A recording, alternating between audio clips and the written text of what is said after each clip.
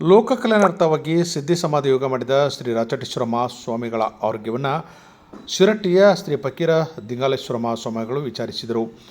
ಗದಗದ ಆಸ್ಪತ್ರೆಯಲ್ಲಿ ಚಿಕಿತ್ಸೆ ಪಡೆಯುತ್ತಿರುವ ರಾಚಟೇಶ್ವರ ಮಹಾಸ್ವಾಮಿಗಳ ಆರೋಗ್ಯದಲ್ಲಿ ಸಂಪೂರ್ಣವಾಗಿ ಈಗ ಚೇತರಿಕೆ ಕಾಣ್ತಾ ಇದೆ.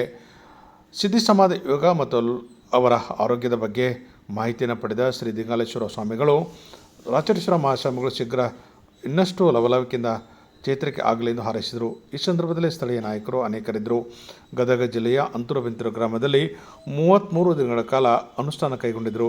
ಕಳೆದ ಭಾನುವಾರ ಶ್ರೀ ರಾಚಟೇಶ್ವರ ಮಹಾಸ್ವಾಮಿಗಳ ಸಿದ್ಧ ಸಮಾಧಿ ಯೋಗ ಅಂತ್ಯ ಕಂಡಿತು. ಈ ಸಂದರ್ಭದಲ್ಲಿ ಸಾಕಷ್ಟು ಅಪಾರ ಭಕ್ತರು ನೆರೆದಿದ್ದರು.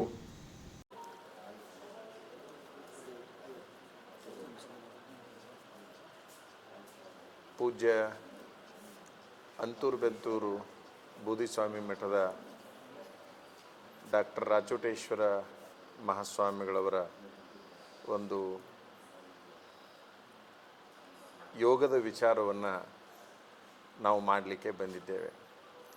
ಬಹುಶಃ ಇದು ಆರೋಗ್ಯದ ವಿಚಾರ ಅಂತ ಹೇಳಿದರೆ ತಪ್ಪಾಗ್ತದೆ. ಯೋಗದ ವಿಚಾರವನ್ನು ನಾವು ಮಾಡಲಿಕ್ಕಾಗಿ ಇಲ್ಲಿಗೆ ಬಂದಿದ್ವಿ ಅಂತಕ್ಕಂಥದ್ದು. ವೈದ್ಯಕೀಯ ರಂಗಕ್ಕೆ, ವಿಜ್ಞಾನದ ರಂಗಕ್ಕೆ ಸವಾಲಾಗಿರ್ತಕ್ಕಂತಹ ಈ ಪೂಜ್ಯರ ಸಾಧನೆ ನಿಜವಾಗಲೂ ಕೂಡ ಬಹಳ ಅಪರೂಪದ್ದು. ಯೋಗದಲ್ಲಿ ಎಷ್ಟೊಂದು ದೊಡ್ಡ ಶಕ್ತಿ ಇದೆ ಅಂತಕ್ಕಂಥದ್ದನ್ನು ಹಿಂದಿನವರು ಮಾಡಿ ತೋರಿಸಿದ್ದಾರೆ ಮತ್ತು ಬರೆದಿಟ್ಟಿದ್ದಾರೆ. ಬಹುಶಃ ಇವತ್ತಿನ ದಿನಮಾನದಲ್ಲಿ ಇದು ಹೇಗೆ ಸಾಧ್ಯ ಅನ್ನುವಂಥದ್ದಕ್ಕೆ ಒಂದು ಉತ್ತರವಾಗಿ ಪರಮ ಪೂಜ್ಯರು 33 ದಿವಸ ತಮ್ಮ ಯೋಗ ಸಮಾಧಿಗೆ ಹೋಗಿ ಮರಳಿ ಬಂದು ಈ ರೀತಿ ನಗ್ತಾ ಕುಂತಿರತಕ್ಕಂಥದ್ದು ಅದು ನಮ್ಮ ನಾಡಿನ ಭಾಗ್ಯ ಮತ್ತು ಯೋಗದ ಭಾಗ್ಯ ಅಂತ ಹೇಳಲಿಕ್ಕೆ ನಾವು ಬಯಸ್ತೀವಿ ಅಂತಕ್ಕಂಥದ್ದು. ನಿಜವಾಗಲೂ ಕೂಡ ಯೋಗದಲ್ಲಿ ಸಾವಿರಾರು ವರ್ಷ ಬದುಕಲಿಕ್ಕೆ ಸಾಧ್ಯ ಇದೆ ಅನ್ನುವಂಥದ್ದನ್ನು, ಆಹಾರ ನಿದ್ರೆಗಳು ನೀರುಗಳು ಇರಲಾರ್ದಂಗೆ ಬದುಕಲಿಕ್ಕೆ ಸಾಧ್ಯ ಇದೆ ಅನ್ನುವಂಥದ್ದನ್ನು ಎಲ್ಲರೂ ಓದಿ ತಿಳಿದವರಾಗಿದ್ದರು. ಇವತ್ತಿನ ದಿವಸ ಅದನ್ನು ಇವರ ಮೂಲಕ ನೋಡಿ ತಿಳಿಯಬೇಕಾಗಿದೆ ಅಂತಕ್ಕಂಥದ್ದು.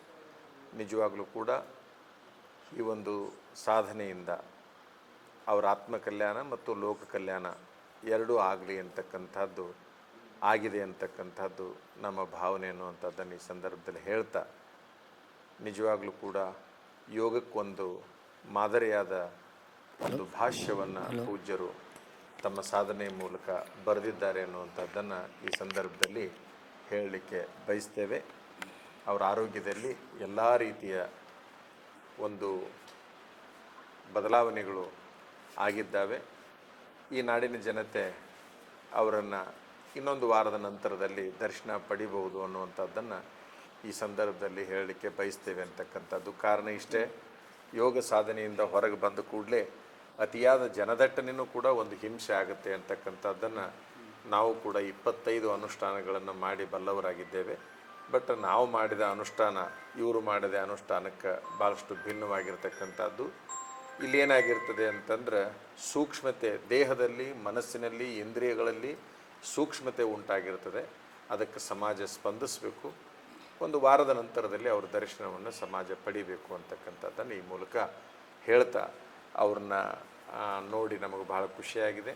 ಅವ್ರ ನಗುಮುಖ ನಿಜವಾಗಲೂ ಕೂಡ ನಮಗೆ ಅತ್ಯಂತ ತೃಪ್ತಿಯನ್ನು ಕೊಟ್ಟಿದೆ ಅನ್ನುವಂಥದ್ದನ್ನು ಈ ಮೂಲಕ ಹೇಳಲಿಕ್ಕೆ ಬಯಸ್ತಾ, ನಮ್ಮ ವೈದ್ಯರಾದ ನಮಗೆ ಆತ್ಮೀಯರಾದ ಡಾಕ್ಟರ್ ಹೊಸಮನಿಯವರು ಅವ್ರ ಬಗ್ಗೆ ಹೇಳ್ತಾ ಇದ್ದರು. ವಿಜ್ಞಾನದ ಬಗ್ಗೆ ಅವರೊಂದು ಸವಾಲು ಅನ್ನುವಂತಹ ಮಾತನ್ನು ಅವ್ರು ಹೇಳ್ತಾ ಇದ್ದರು.